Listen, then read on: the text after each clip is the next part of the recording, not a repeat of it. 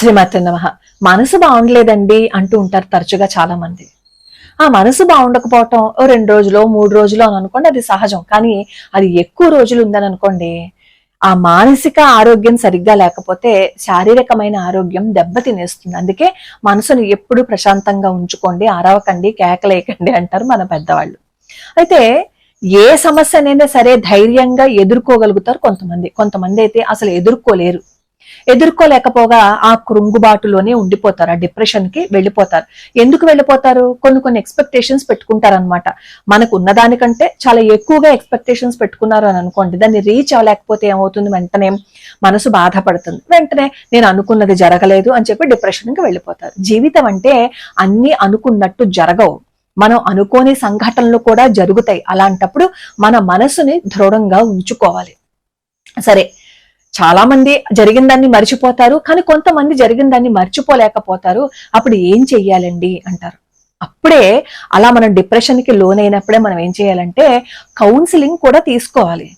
దాంతో పాటు దేవాలయానికి వెళ్ళాలి. అలాగే ముఖ్యంగా జాతకంలో చంద్రుడు బలహీనంగా ఉన్నారు అని అనుకోండి, వాళ్ళకి మనసు చాలా బలహీనంగా ఉంటుందన్నమాట. తీవ్రమైన ఒత్తిడికి లోనవుతారు, నిర్ణయాలని సరిగ్గా తీసుకోలేరు. వాళ్ళు అనుకున్నది కాస్త అటు ఇటు జరిగినా సరే వెంటనే కోపం వచ్చేస్తుంది, వెంటనే నా మనసు బాగుండలేదు అంటారు. ప్రతి చిన్న విషయానికి తీవ్రమైన ఒత్తిడికి లోనవుతే వాళ్ళ జాతకంలో చంద్రుడు చాలా బలహీనంగా ఉన్నాడు అని అనుకోవచ్చు. ముఖ్యంగా వృశ్చిక రాశిలో చంద్రుడు ఉంటే చాలా బలహీనంగా ఉంటారనమాట. అక్కడ ఆ వృశ్చిక రాశిలో బలహీనంగా ఉన్నప్పుడు కూడా మానసికంగా ఎన్నో ఇబ్బందులు ఎదురవుతూ ఉంటాయి. జాతకంలో 6, 8, 12 స్థానాల్లో చంద్రుడు ఉన్నా గానీ చంద్రుడు చాలా బలహీనంగా ఉంటాడు. మరి జాతకాలు చూపించుకోవడం అవన్నీ మాకు తెలియదండి, మరి ఎలా చంద్రుడు బలహీనంగా ఉన్నాడు అని తెలుసుకోవాలని చెప్పి అడుగుతారు. ఒకటే సింబల్, తీవ్రమైన ఒత్తిడికి లోనవుతూ ఆ ఒత్తిడి ఎక్కువ రోజులు గనక కొనసాగుతూ ఉంటే మన జాతకంలో చంద్రుడు బలహీనంగా ఉన్నాడని ఖచ్చితంగా మనం నిర్ణయం తీసుకోవచ్చు. అప్పుడు మనం చేయాల్సిన కొన్ని పరిహారాలు ఉన్నాయి. అవి ఏంటంటే, చంద్ర కవచం చదవడం, ప్రతి మాస శివరాత్రికి అభిషేకం చేయించుకోవటం, ప్రతి సోమవారం శివాలయానికి వెళ్లి అభిషేకం చేయించుకోవటం, దీంతో పాటు పౌర్ణమిలో లలితా సహస్రనామ స్తోత్రం చదువుకోవటం. ఇవన్నీ చేస్తే ఈ మానసికమైన ఒత్తిడి నుంచి బయటపడచ్చు. చంద్రుడు బలహీనంగా ఉంటే ఏం జరుగుతుందో తెలుసా? నిర్ణయాలు సరిగ్గా తీసుకోలేరు, తల్లితో విభేదాలు వస్తూ ఉంటాయి అన్నమాట. చంద్రుడు బలహీనంగా ఉంటే మనం సరియైన నిర్ణయం తీసుకుంటేనే కదా మనం ఏదైనా చక్కగా ఇంప్లిమెంట్ చేయగలుగుతాం. అలాంటప్పుడు చంద్రుడే బలహీనంగా ఉంటే, ఏది సరిగ్గా ఆలోచన చేయలేకపోతే మనం ప్రతిదాన్ని చాలా సీరియస్ గా తీసుకుంటాం. అలా ప్రతిదాన్ని సీరియస్ గా తీసుకున్నాము అని అనుకోండి, శారీరక ఆరోగ్యం దెబ్బతినేస్తుంది అనమాట. మనం చాలా సీరియస్ గా తీసుకోవాల్సిన విషయాలు కొన్ని ఉంటాయి, అసలు పట్టించుకోవాల్సిన అవసరం లేని విషయాలు కొన్ని ఉంటాయి. కానీ ఈ చంద్రుడు బలహీనంగా ఉన్న వాళ్ళు ప్రతిదాన్ని భూతద్దంలోంచి చూస్తారనమాట. కాబట్టి చంద్రుడు బలహీనంగా ఉంటే చంద్ర కవచం చేయండి. ఈ చంద్ర కవచం చేసేటప్పుడు ఏం చేస్తారు అంటే, తెల్లటి బట్టలు కట్టుకుని అప్పుడు ఈ చంద్ర కవచం చేయడానికి ప్రయత్నించండి. కనీసం తెల్లటి బట్టలు కాకపోయినా లేత రంగు దుస్తులు కట్టుకుని అప్పుడు మీరు చంద్ర కవచం చేయండి. పొద్దున్నే స్నానం చేసి మీరు పూజ ఎలా అయితే చేసుకుంటారో పూజ చేసేసిన తర్వాత చంద్ర కవచం చేసి ప్రతిరోజు సాయంత్రం ఏమో శివ సహస్రనామ స్తోత్రం చదవండి. ఈ శివ సహస్రనామ స్తోత్రం చదువుతూ శివాభిషేకం చేయించుకుంటూ ప్రతి మాస శివరాత్రికి అభిషేకం గనక చేయించుకుంటే మానసికమైన బలహీనతలు ఏవైనా ఉన్నా, మానసికంగా ఇబ్బంది పడిపోతున్నా దాని నుంచి బయటపడతారు. అందుకే నేను ఎప్పుడు వీడియోస్ లో చెప్తూ ఉంటాను, శంకర మఠంలో మాస శివరాత్రికి అభిషేకం చేయించుకోండి 216 రూపాయల ద్రవ్య సమర్పణ చేసి అని. అలా చేయించుకున్న వాళ్ళకి ఎంత మందికి జీవితంలో ఉన్న ఒడిదుడుకుల నుంచి బయటపడ్డారో. మీకు ఆ వివరాలు కావాలని అనుకుంటే కమ్యూనిటీ పోస్టులు నేను ప్రతిరోజు పెడతాను, అక్కడ చూడండి. అలాగే చంద్రుడు బలహీనంగా ఉంటే తెల్లటి వస్తువులు దానంగా ఇమ్మంటారు. బియ్యం గాని, పాలు గాని, వెన్న గాని దానంగా మనం సమర్పణ చేస్తే, అది మనం దానము అని అనుకుని ఇవ్వకుండా నా బాధలు నా కష్టాలు తీరిపోయేటట్లు అనుగ్రహించు స్వామి అని భక్తితో గనక సమర్పణ చేస్తే, భక్తితో గనక ఇస్తే మనకి ఏవైతే మానసికంగా బలహీనతలు ఉన్నాయో వాటన్నింటి నుంచి మనం బయటపడచ్చు అనమాట. అలాగే చూడండి, అమావాస్యకి చాలా మనస్సు బలహీనంగా ఉన్న వాళ్ళకి ఇంకాస్త చాలా దారుణంగా ప్రవర్తిస్తూ ఉంటారు. దానికి కారణం ఏంటనుకుంటున్నారు? ఆ సమయంలో చంద్రుడు బలహీనంగా ఉంటాడు కాబట్టి ప్రతి అమావాస్యకి మనసు చాలా బలహీనంగా ఉన్న వాళ్ళకి మరింత ఇంపాక్ట్ చూపిస్తుంది. చంద్రుడి యొక్క ప్రభావం మనం సముద్రంలో చూస్తూ ఉంటాం కదా. అమావాస్యకి పౌర్ణమికి మనం సముద్రపు ఒడ్డుకు వెళ్తే అక్కడ అలలు కనిపిస్తాయి కదా, మనకి ఆటుపోట్లు కనిపిస్తాయి కదా.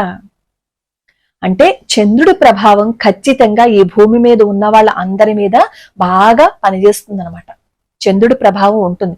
మన శరీరం దాదాపుగా ఒక 70% నీటితో నిండి ఉంది కాబట్టి చంద్రుడి ప్రభావం మరింత ఎక్కువగా ఉంటుందన్నమాట. చదువుకునే పిల్లలు, తీవ్రమైన భయానికి గురైన వాళ్ళు, ఆందోళనకి గురవుతున్న వాళ్ళు చంద్ర కవచం చదవండి. చంద్ర కవచంతో పాటుగా లలితా సహస్రనామ స్తోత్రం పారాయణం చేయండి. అయితే చంద్రుడు బలహీనంగా ఉంటే ఏమో మన జాతకంలో ఏముందో, ఇంకేమైపోతామో అనే భయం వద్దు. ఎప్పుడు భయపడకూడదు. భయపడితే ఇంకా ఏమవుతుందంటే మన జీవితం అతలాకుతలం అయిపోతుంది. మనకి ఏదైనా సమస్య వచ్చింది అని అనుకోండి, దానికి పరిష్కారం వైపు మనం చూడాలి. సమస్య వైపే ఎప్పుడు చూస్తే సమస్య ఎప్పటికీ తెవందు. ఏంటి సరే ఇప్పుడు సమస్య వచ్చేసింది, ఏం చేద్దాం, ఎలా చేద్దాం, జాతక పరంగా ఏం చేద్దాం, ఆధ్యాత్మికంగా ఏం చేద్దాం, మనం చేయవలసిన ప్రయత్నాలు ఏంటి, ఇవన్నీ ఆలోచిస్తే మంచి పరిష్కారం దొరుకుతుంది. ఎప్పుడైనా సరే మానసిక ఒత్తిడికి గనక మీరు గురవుతే మొహమాట పడకుండా, ఎవరో ఏదో అనుకుంటారు అని భయపడకుండా ముందు కౌన్సిలింగ్ కి వెళ్ళండి. కౌన్సిలింగ్ కి వెళ్తే వాళ్ళు కౌన్సిలింగ్ చేస్తారు. అది మనం తీసుకునే ప్రయత్నం అనమాట. ఆధ్యాత్మికంగా ఇప్పుడు నేను చెప్తున్న రెమెడీస్ చేస్తే మంచి ఫలితం ఉంటుంది. అలాగే చంద్రుడు బలహీనంగా ఉంటే కొంతమంది ఏమంటారంటే ముత్యాలు వేసేసుకోండి, ముత్యాలు వేసుకుంటే సరిపోతుంది అంటారు. ఈ ముత్యాలు గాని పగడాలు గాని అసలు ఏవైనా సరే మనం ఈ రాళ్ళు ఇవన్నీ గనక ధరించేటప్పుడు మన జాతకాన్ని అనుసరించే వేసుకోవాలి. చంద్రుడు బలహీనంగా ఉన్నాడు కదా అని ముత్యాలు వేసేసుకుని, ఇంకేదో గ్రహం బలహీనంగా ఉంది కదా అని పగడాలు వేసేసుకుని అలా జాతకం చూపించకుండా మనం ఇష్టం వచ్చినట్లు ఈ రాళ్ళు, ముత్యాలు, పగడాలు ఇవన్నీ వేసుకోకూడదు అనే విషయం మాత్రం అస్సలు మర్చిపోకండి. ఒక్క 5 నిమిషాల సమయాన్ని కేటాయించండి. నా కోసం నేను చేసుకుంటున్నాను, నా జీవితం బాగుండాలని నేను చేసుకుంటున్నాను అని చెప్పి నమస్కారం చేసి శ్రద్ధగా భక్తిగా చేయండి. మనకి ఏదైతే మనో దౌర్బల్యం ఉందో దాని నుంచి మనం బయటపడిపోతాం. అయితే ఎప్పుడు మొదలు పెట్టాలి అని అడుగుతారు. సోమవారం నాడైనా మొదలు పెట్టండి, లేదు అంటే పౌర్ణమి రోజైనా మొదలు పెట్టండి. మీరు ఎప్పుడైనా చదవచ్చు చంద్రకవచం. పొద్దున్న గాని, మధ్యాహ్నం గాని, సాయంత్రం గాని ఎప్పుడైనా చదవచ్చు. కానీ చదివేటప్పుడు మాత్రం లేత రంగు దుస్తులు ధరించి నేతితో దీపారాధన వెలిగించి అప్పుడు చదవడం మొదలు పెట్టండి. అసలు ఆ చంద్రకవచంలోనే ఉంటుంది మన మనసుకి ఎంత ప్రశాంతతని ఇస్తుంది అనేది. మొదలుపెట్టి చూడండి.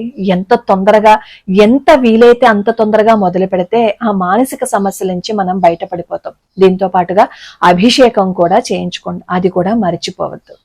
ఈ చంద్ర కవచాన్ని రోజుకో శ్లోకం ఛానల్లో నేను అప్లోడ్ చేశాను, అక్కడ ఒకసారి చూడండి.